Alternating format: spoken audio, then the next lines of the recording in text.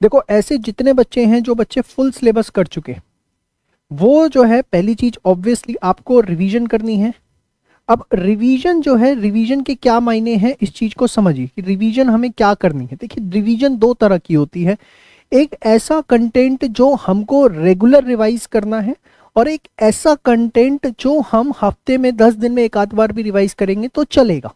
तो आप अपनी रिवीजन को दो पार्ट्स में डिवाइड कर दीजिए, एक आपका जो रेगुलर कंटेंट है रिवाइज करने का, ठीक है, और एक जिसको आप नॉन रेगुलर कह सकते हैं, कुछ भी नाम दे दीजिए, ठीक है।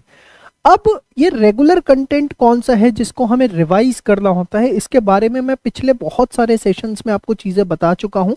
फिर भी मैं अगर थोड़ी सी ब्रीफिंग दे दूँ तो अकाउंट्स के अंदर अकाउंटिंग स्टैंडर्ड्स होते हैं, लॉ के अंदर आपका अदर लॉ, टैक्स में आपका जीएसटी वाला पार्ट हो गया, और कॉस्टिंग की अगर मैं बात करूँ तो स्टैंडर्ड, मार्जिनल और बजट, ये वाला पार्ट जो हो गया।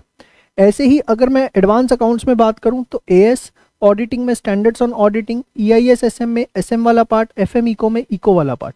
ये वो पार्ट है जो आपको रेगुलरली रोज रिवाइज करना है।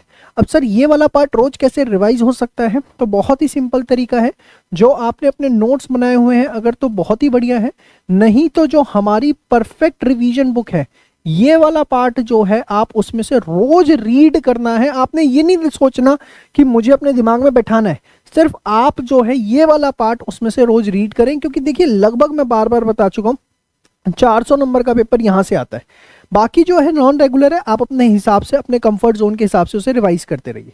एक तो ये रिवीजन वाला पार्ट। दूसरा, ये जो फुल सिलेबस वाले बच्चे हैं इनको अब करना है एक टारगेट। क्या टारगेट उनका होना चाहिए कि मुझे अब कम से कम वीक के अंदर 5 मॉक टेस्ट देने ही देने हैं, कम से कम हफ्ते में 5 मॉक टेस्ट देने ही देने हैं।